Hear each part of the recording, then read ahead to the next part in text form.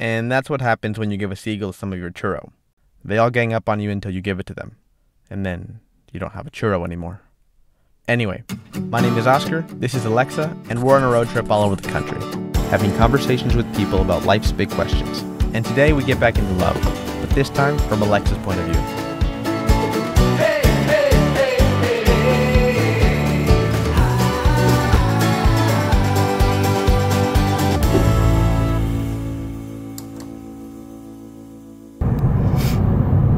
Hello.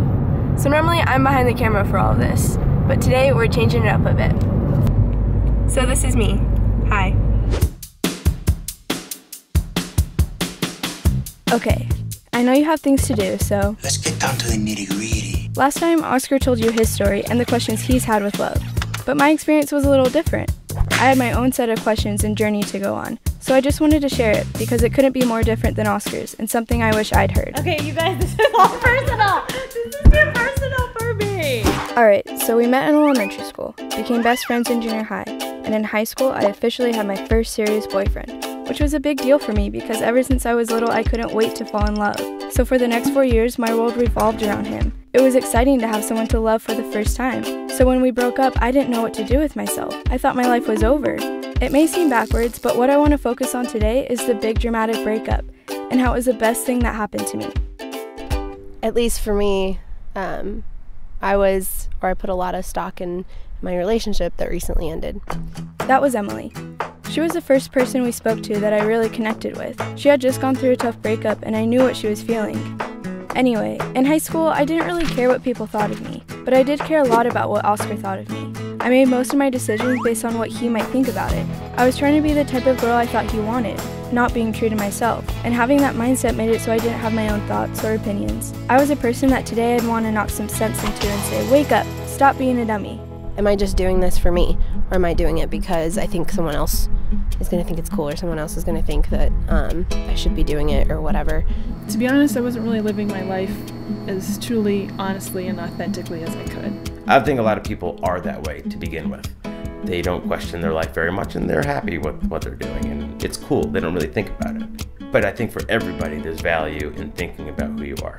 To be honest, I never really thought about who I was or felt like I needed to find myself or whatever, until we broke up. And for a minute, I thought he was the missing piece I needed to be happy. When it went away, I found myself being very sad all the time. And I kept thinking, what is it about me that I need to fix? And this is a big thing for a lot of people, is they think, what's wrong with me? I was frustrated, scared, confused, sad, happy, disappointed, angry. I knew what I wanted and I couldn't have it. Unlike Oskar, I was always sure of him and sure of us. I never bothered to think, could this really be the one?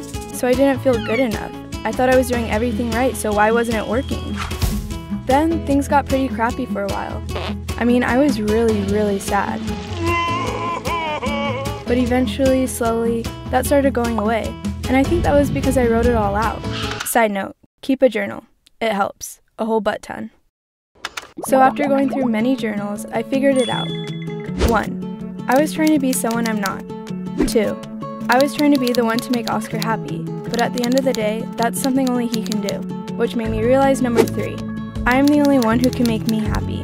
And suddenly, it was like that day in 4th grade when I put my glasses on for the first time. I didn't realize how blurry everything was until I put them on. And it was all about trying to make sure that I was happy with myself. That's when I was able to actually go do things and give myself a direction that I wanted, make choices for me. This needs to be you. You shouldn't need this to be you. This needs to be you. And then you find another one of these, because you don't need to make somebody else who they are either. So it was around here, after I had my big epiphany, that Oskar was figuring out his own stuff. Because he showed up at my house one day and told me he loved me. Then we got in the car and here we are. When we got back together, it was a new relationship. I was a different person and that person didn't need him, she wanted him. And being on this road trip with Oskar has helped me understand how we are different, but we can learn from those differences. He's taught me how to ask questions even if I think I know the answer, to sing really loud in the car even if you're not that good. He's taught me how to change a tire, to try new food, and to follow your passion.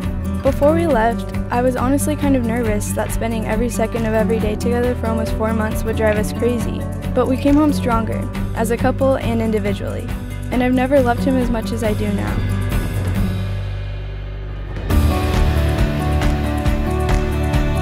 And you get through the hard times, and you realize that you've kind of learned, and you've even grown closer.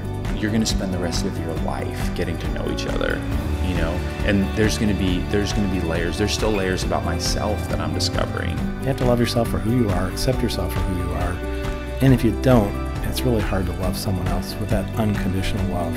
So what that means is you have to know about yourself. You got to know who you are, what you stand for, what you're about, and just be that, you know.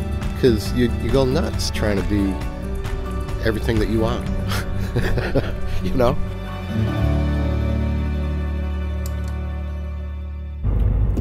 Oh, didn't see you there. Thanks for watching. So, what do you love about yourself? Let us know in the comments below. In the comments below. SoulPancake.